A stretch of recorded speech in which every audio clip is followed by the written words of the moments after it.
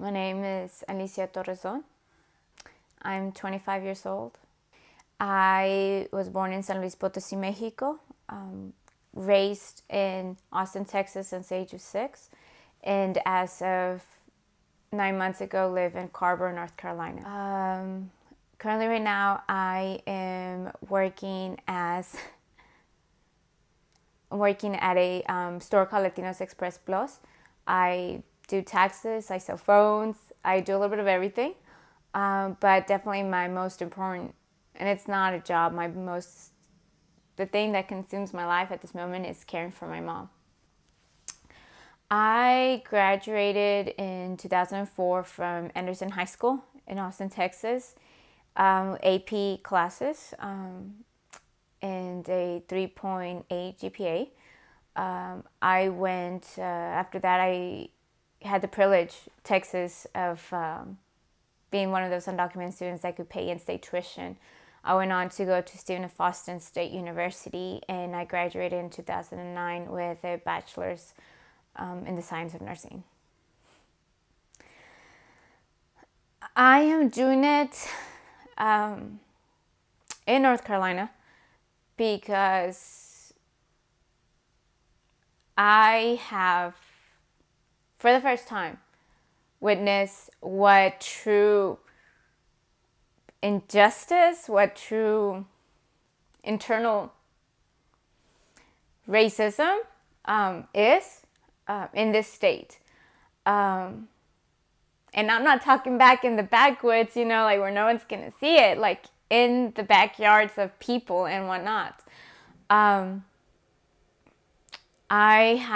doing it because there, about a month ago, I went with the NC Dream Team to do a Know Your Rights training to this place called Campo Rojo, and it's the name of this camp where migrant farm workers live. Basically, North Carolina, the biggest field is tobacco, or the biggest industry is the tobacco industry, and they have camps, migrant camps, you know, like the people that go in and work. They live there, and the conditions, you know, they say that they're bad. They're not bad. They're inhumane. There are no mattresses. Some people don't have mattresses, and some that do have moldy mattresses. And I drove up, and there was a family. It's a woman with her 3 children, and this woman was 20 years old. You know, and so we're giving them the Know Your Rights training. And I asked her, oh, so where did you grow up? Or trying to make some small conversation. And she tells me, well, you know, she was born in Mexico. However, she was brought to the States at the age of 9. She graduated high school in North Carolina, but didn't really have access to information, didn't have an outside connection outside those migrant camps. And so it's a cycle that continues, you know, a cycle of poverty, of injustices that happen. And to know that here was somebody that could have qualified for this piece of legislation, the DREAM Act, that I qualified, and knowing, you know, how different her life was from mine, and how many freaking privileges I had, and just the injustices. And I asked her, along with other men there, because they all live together, families, and big group of men, and you know, you have children running around and beer bottles, and there's really no control, I guess, sense of security, sense of like a home here in these camps, because they're out sort of in the middle of nowhere, but you know, still within communities. And you ask them what their hopes are.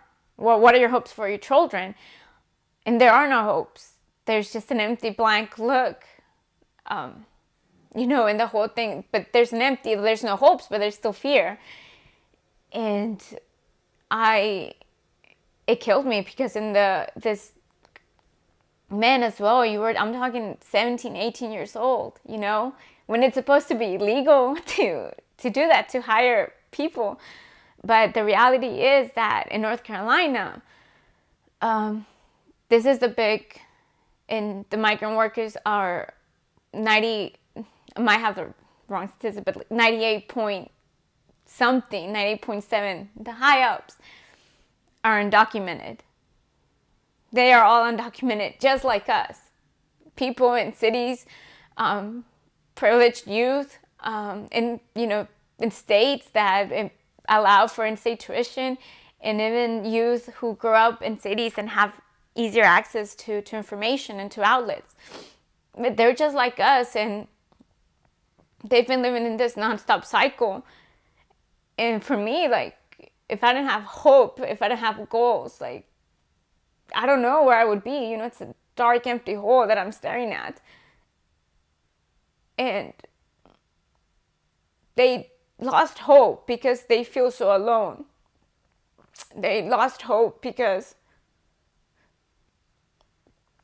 there was no one there to tell them, and they know it. There's just no one there to tell them, like, you're a human being, and you have to have hopes and aspirations, and you have to want to get out of here. You have to want to get your kids into school, and you're a mujer, and you have rights, and you don't have to marry to get out of a situation and to know the abuses that happen there to women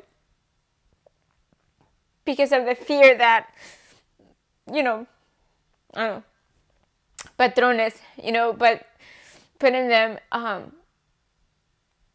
but even more so, it's just like, they're just like us. They're kids that grew up, that came with their parents, you know, at the age of 8, 9, 10, whatever.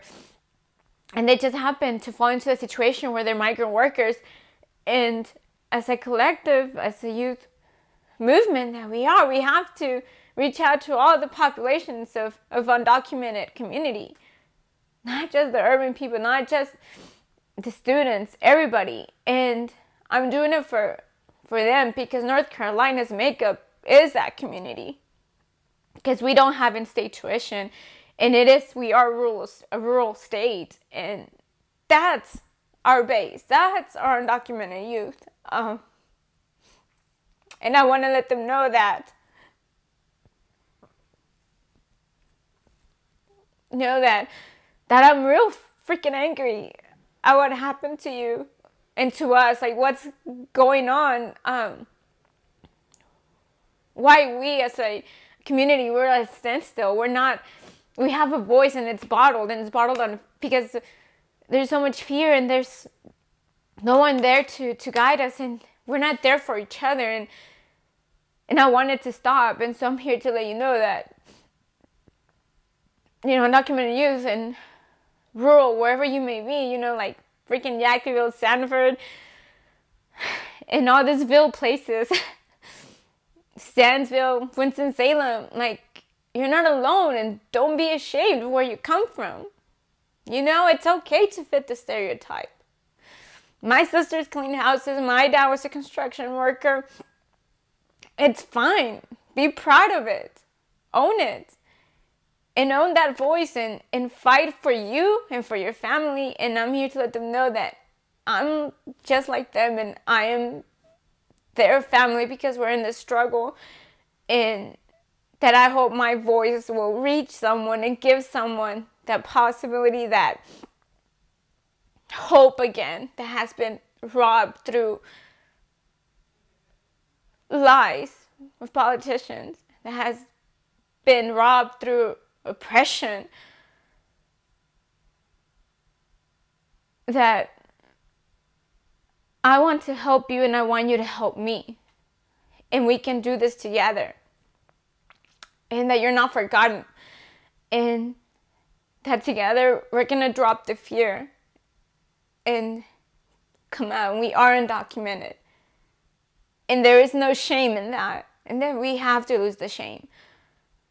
and let our voices, that bottle that's filled up with all those voices, freaking pop open and bring change. And we can do that. We can bring change by ourselves.